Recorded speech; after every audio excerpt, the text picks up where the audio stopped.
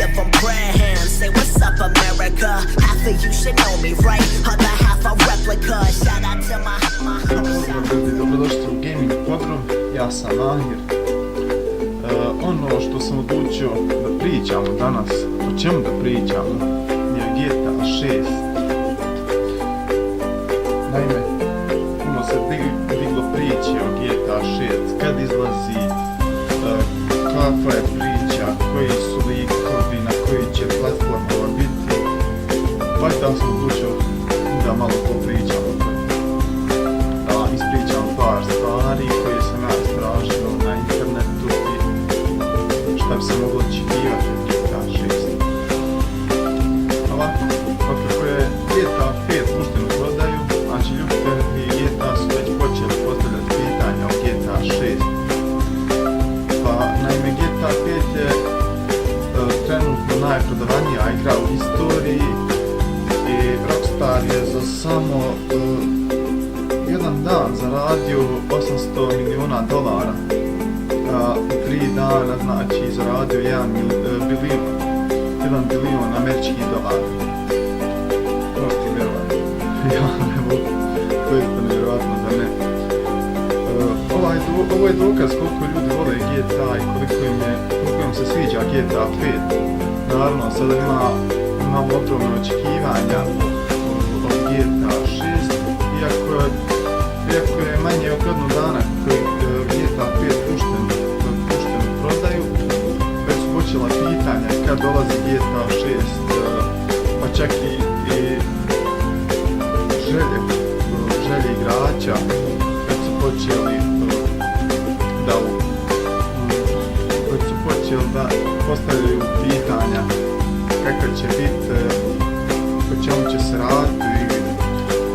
Znači, otkako je GTA 5 pušten, GTA 6 je stalno u vijestima, stalno se spominje kakav je mogao biti, šta je voljelo vidjeti GTA 6. Sad ono što bi stvarno najviše voljeli, to je da kao jedan karakter ili kao glavni glumac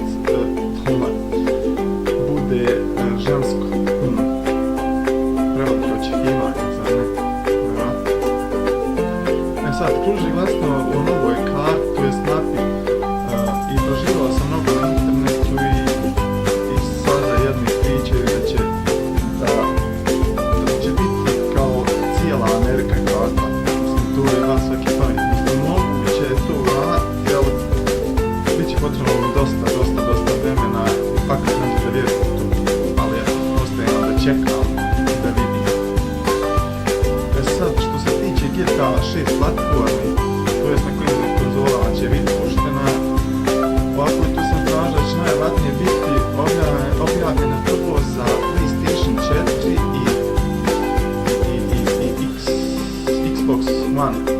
A s obzirom na veliku potražnju, također će biti najvratnije puštena za PC platformu.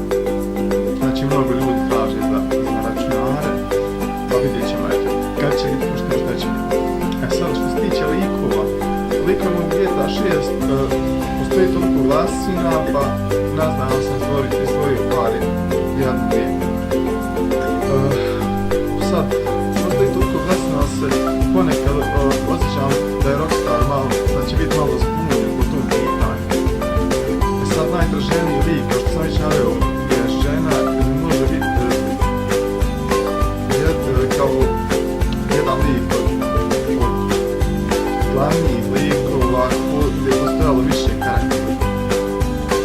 Osim ženske osobe, Rockstar moglo bi uvesti drastične promjene u GTA 6, što bi moglo dovesti do jednog glavnog lika koji bi vodio cijelu priču. Sad ono što se tiče objavi GTA 6, mogu biti toga davno. Iako ne postoji službena najava GTA 6, čekuje se da bi GTA 6 mogao biti pušten 2018. ili 2020. godine. Zaista ne znam, nisam siguran, ali vidjet ćemo, ništa ostaje nam da čekamo. I još što se tiče priče u GTA 6, što bi se tu moglo reći, pa GTA 6 najmanje 3 godine je daleko, ne možemo ništa reći o vezi priče, u vezi gameplaya. Nadam se da će uskoro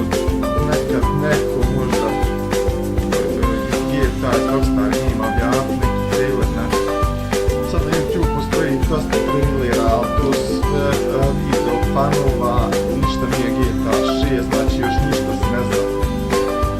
Ostaje nam samo da vidimo kako će biti, šta će biti. Eto, nadam se da vam se sviđa video i to je to što se tiče ovog GTA 6. Ako vam se ako vam se sviđa video, molim vas, lajkajte, šerujte i subscribeujte se. I vidimo se u sljedećem videu. Lepo.